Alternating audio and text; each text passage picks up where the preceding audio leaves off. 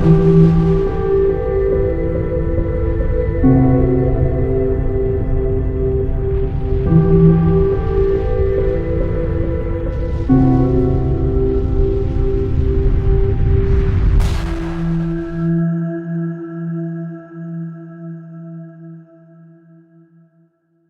les amis, nous sommes le mardi 2 juin 2020, devant la tombée énorme des publications qui dénoncent l'étude honteuse, mensongère du Lancet, qui dénonce bien évidemment que les hautes autorités sanitaires des pays qui ont suivi cette étude, ainsi que de leurs ministres de la Santé respectifs, ont interdit les traitements à l'hydroxychloroquine et à l'azithromycine, et ben ils passent eux aussi en phase 2. Donc là, demain, dans le Canard enchaîné, les ennuis judiciaires du professeur Raoult.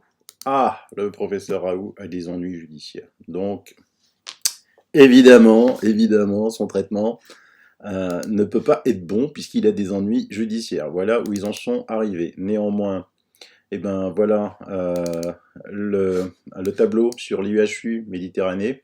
134 881 tests, qui dit mieux. Et puis donc vous voyez que les proportions de personnes positives nouvellement testées égale à 0, c'est-à-dire qu'il n'y a plus de personnes positives. Hein, je rassure les Français j'ai lu dans la presse, qui se posaient des questions. Oui, on va peut-être pas aller en vacances loin parce qu'on a peur d'être reconfinés. Non, c'est fini, c'est fini.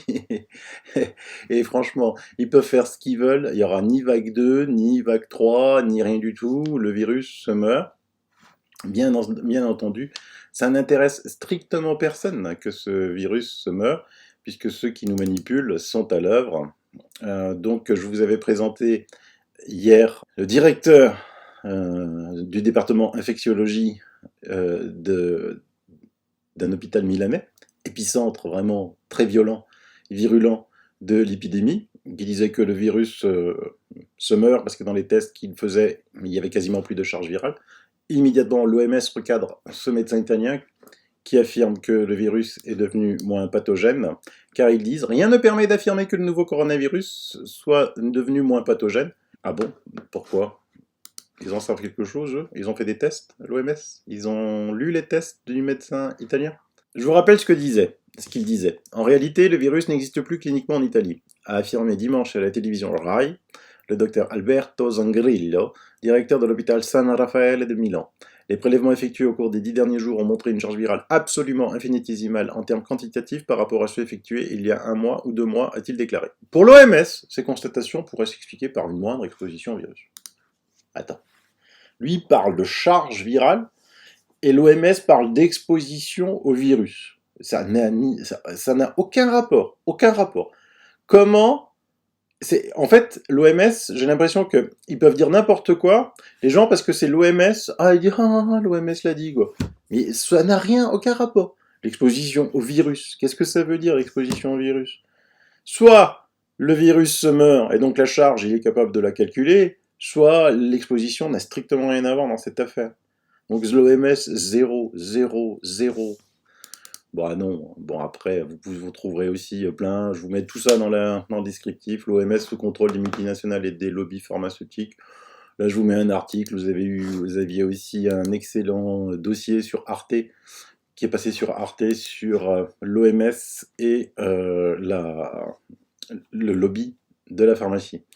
Mais on m'a envoyé plusieurs fois un email d'une cellule de gestion alerte sanitaire qui dit que il faut absolument plus prescrire l'hydroxychloroquine en se basant toujours sur cette étude mensongère. Donc comme ils n'arrivent plus à taire tout le monde, parce que là maintenant tout le monde y travaille, et de façon très très bien, je veux dire, vous avez un excellent article de François sur LancetGate, quel rôle joue le laboratoire Gilead qui développe le Remdesivir, je vous le mets dans les liens, c'est vraiment quelque chose à lire. Je vous mets une étude de Science Warrior qui dit pourquoi cette étude d'observation de l'hydroxychloroquine dans The Lancet semble louche. Et elle est plus que louche. Hein. Et puis vous avez un fantastique travail fait par l'UPR, l'Union populaire républicaine, ce parti politique de François Asselineau, Selon l'analyse très minutieuse d'un statisticien australien, l'étude publiée par le Lancet contre l'hydroxychloroquine est probablement entièrement falsifiée. C'est un article très long, mais très bien fait. Hein, et il récapitule dans son article le tollé mondial du monde scientifique contre l'étude publiée par la revue The Lancet. Donc il ne trouve plus rien à dire, et comme il ne trouve plus rien à dire, et ben hélas, maintenant ils vont chercher des ennuis judiciaires au professeur Raoult. Pour vous prouver que la pandémie est finie, bah regardez la Chine, qu'est-ce qu'elle fait la Chine? 10 millions d'habitants testés à Wuhan. 10 millions d'habitants testés à Wuhan. 300 sont positifs. Je vous laisse faire le ratio. 300 sur 10 millions. Et puis surtout, en sachant que ils sont positifs à quoi? À ce Covid-là? Ou à un autre coronavirus? En Allemagne, une bombe est apparue. Un rapport officiel allemand dénonce la pandémie du Covid-19 comme une fausse alerte mondiale. Là, ils ont été pris de court, car le gouvernement fédéral allemand et les grands médias se sont efforcés de limiter les dégâts après la divulgation d'un rapport du ministère de l'Intérieur qui conteste le récit officiel du coronavirus. Voici quelques passages clés du rapport. La dangerosité du Covid-19 a été surestimée. Apparemment, à aucun moment, le danger que représente le nouveau virus n'a dépassé le niveau normal.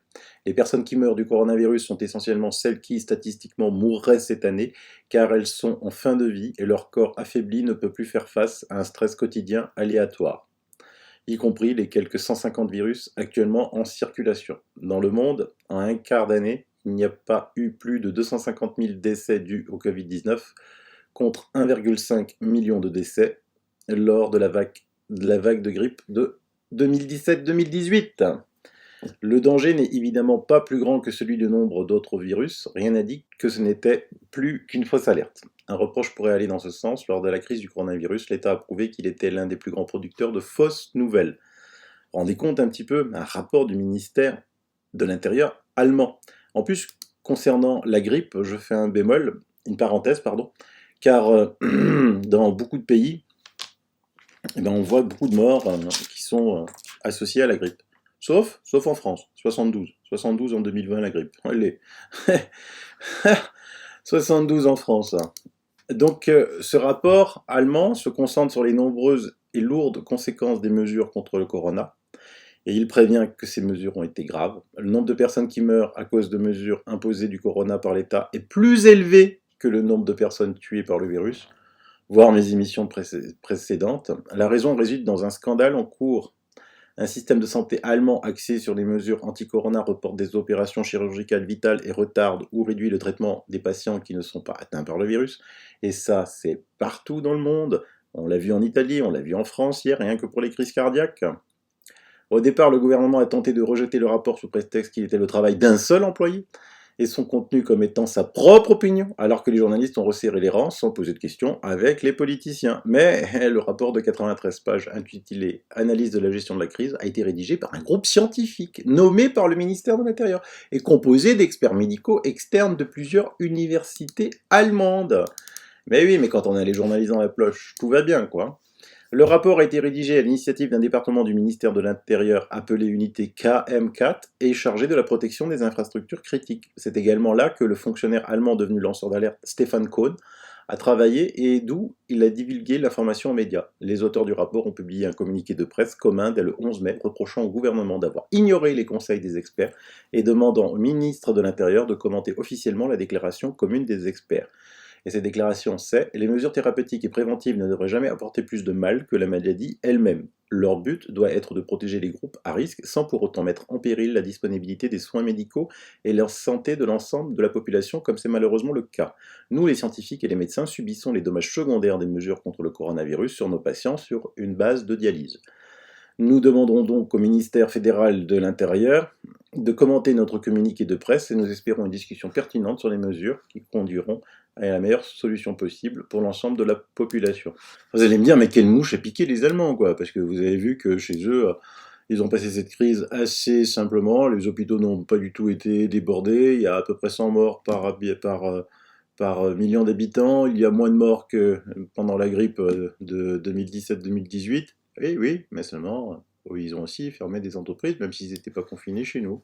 Donc en fait, les Allemands ont commencé à manifester contre le confinement dès le mois d'avril. Ça, je vous ai montré plusieurs émissions avec les Allemands dehors. Hein.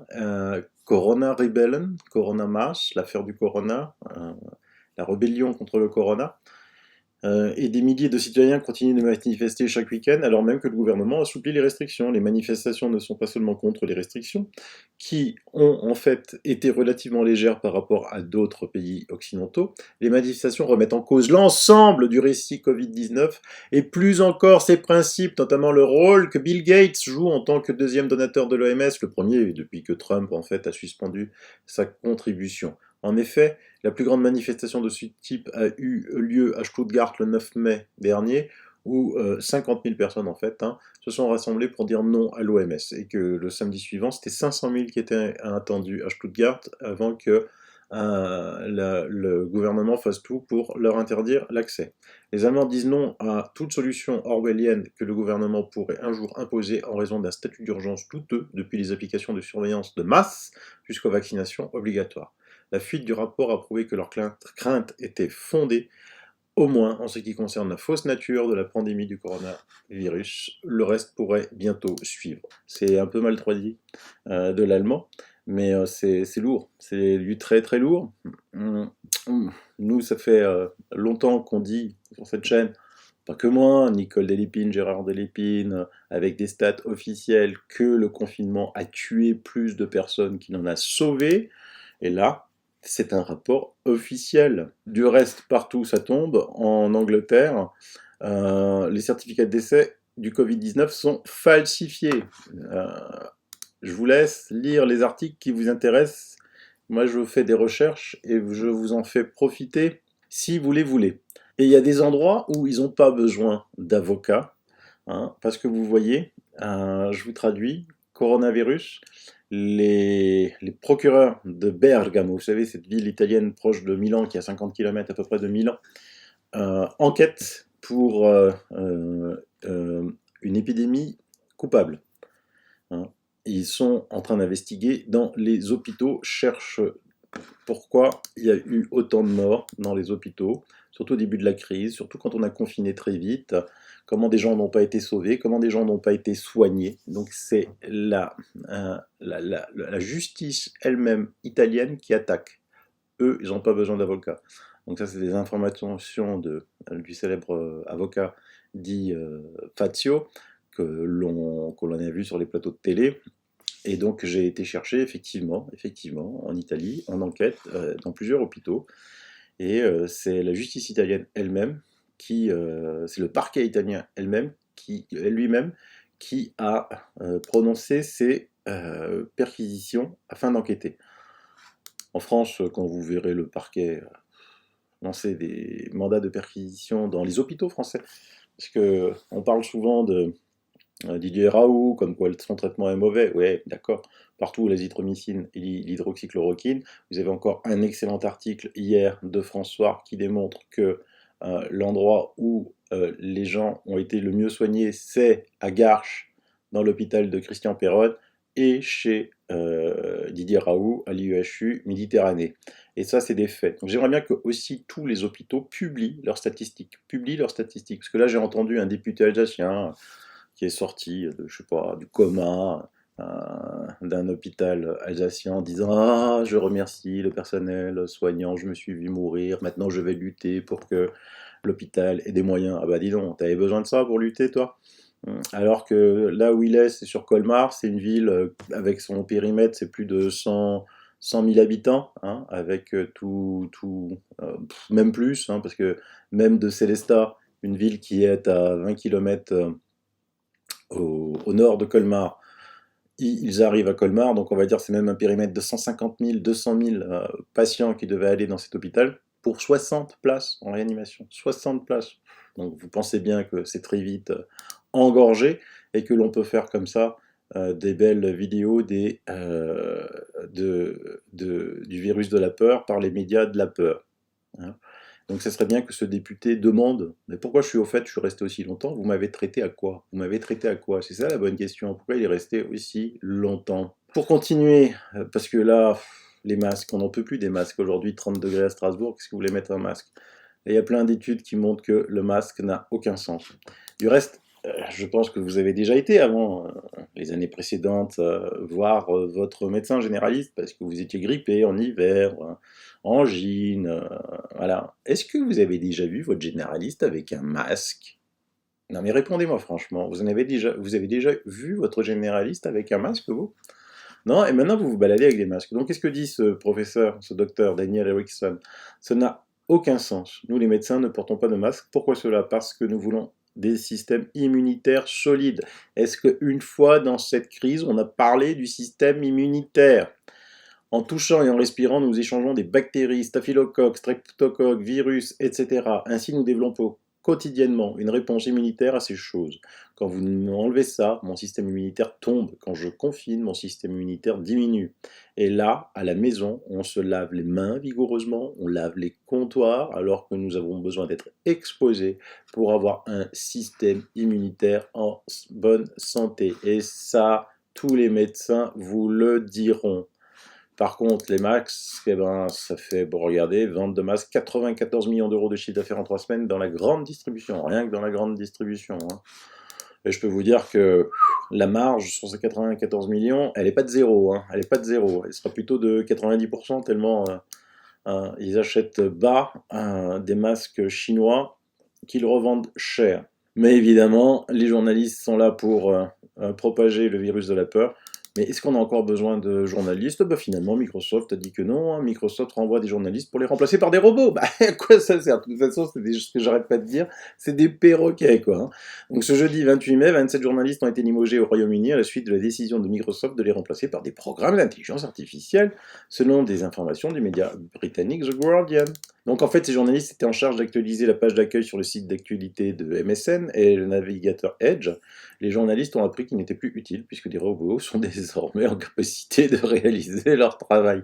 Employés par l'agence de presse britannique PA Media, les journalistes vont perdre leur emploi dans un délai d'1 mois. J'ai passé mon temps à lire des articles sur la façon dont l'automatisation et l'intelligence artificielle allaient prendre le job, et maintenant j'y suis. L'intelligence artificielle m'a piqué mon travail, a commenté l'un des journalistes avec sarcasme. Donc il demande s'il y a un risque éditorial, les médias en crise. Mais oui, mais attendez, quand on voit une annonce qui est reprise comme des robots, quand il y a l'agence Reuters, n'importe quoi, qui émet une info et que les autres y reprennent comme des perroquets, à quoi ça sert? Effectivement, vous servez à rien, les gars. Vous servez à rien. Donc autant vous remplacer par des robots, ils sont jamais malades, ils n'ont pas besoin de congés payés, ils ont pas de salaire, pas de charge. Bah écoutez, voilà. Alors faites du vrai journalisme d'investigation comme est en train de le faire, par exemple, Beckhoff sur Sud Radio, comme est en train de le faire François. Et vous verrez que vous ne serez pas remplacé par des robots. Mais continuez à faire ça, vous serez remplacé par des robots. Sinon, le gouvernement a toujours de bonnes idées. Muriel Pénicaud, voilà. Pourquoi on ne baisserait pas les salaires, quoi, hein? Ah bah oui, déjà, ils ont fait passer des lois tout bénef pour les patrons. Et maintenant, on dit, bah tiens, pourquoi pas faire baisser les salaires? Sinon, la bonne nouvelle, c'est que comme il s'y était engagé la semaine dernière, Didier Raoult nous a expliqué pourquoi les enfants n'étaient pas touchés par le coronavirus. Donc il s'agit bien de immunité croisée avec d'autres coronavirus, ce que je vous expliquais déjà hier dans mon émission, parce qu'il y avait un rapport d'une revue scientifique américaine, et que cela touche beaucoup de monde. Donc ça, c'est une bombe, mais une bombe de chez bombe. Pourquoi? Parce qu'effectivement, si 60-70% de la population est immunisée grâce aux anciens coronavirus, c'est-à-dire grâce au rhume qu'on a eu l'hiver précédent, ou avant, ou même avant, hein, le vaccin ne servira à rien, quoi. Et pas immuniser quelqu'un qui l'est déjà. Donc ça, c'est vraiment de la bombe. Hein. Donc, il va vous l'expliquer avec des tableaux, bien mieux que moi. Je vous mets cette partie de son interview. Et puis moi, je file faire une émission sur ce qui se passe aux US, parce que j'ai bien compris qu'il y en avait beaucoup d'entre vous qui voulaient des émissions un petit peu séparées, plus courtes, plus rapides, plus speedy, parce que vous n'aviez pas le temps de les regarder. Pour beaucoup, hein, pas tous. Hein, certains me demandent des émissions plus longues. Et moi aussi, j'ai un taf. Hein. Donc, déjà, j'y arrive plus, là, quasiment, de midi et deux, à vous faire les émissions. Il faut que j'attende le soir. Heureusement, je traite vite l'information. Maintenant, je suis une vraie machine de guerre pour traiter cette information. Je suis pas un robot, moi. Hein, je suis pas un robot. Allez, je vous laisse avec le professeur Raoult. En attendant, quelle horreur vont écrire demain sur lui dans le Canard enchaîné. Hein, j'ai peur qu'on... Je sais pas. J'ai une petite idée. Mais c'est assez dingue, quoi. C'est assez dingue. Allez, bye bye. Vous nous aviez promis la semaine dernière de nous expliquer pourquoi les enfants sont moins touchés par le SARS-CoV-2. Avez-vous des éléments de réponse aujourd'hui ? Oui, bien sûr, parce que, encore une fois, nous, on travaille beaucoup, on fait énormément de choses, énormément de tests, ce qui nous permet d'avoir des données. Vous savez que ces données, je les ai transmises au fur et à mesure que je les avais au plus haut niveau. Par exemple, j'avais expliqué que si la courbe suivait cette pente, eh bien, en mai, les choses s'arrêteraient, ou on serait prêt de s'arrêter. C'est ce qui s'est passé. J'avais expliqué, d'ailleurs, mon collègue des Frécy disait non, on sait pas, on sait pas. Mais enfin, j'étais le seul à avoir des données, donc je savais bien, juste avant que l'Islande rapporte ces données, que chez les enfants, il y avait peu ou pas de cas. Donc, qui était un mystère, qui était une chose qui était compliquée, mais qui était vraie aussi. Donc, à la fin, on a regardé, on a trouvé une chose qui est très intéressante, parce qu'on s'intéressait à la fréquence des coronavirus avant cette crise. Il y avait d'ailleurs que les Chinois qui s'intéressaient, et une équipe américaine qui s'intéressait à ce niveau, au niveau où nous avons des données.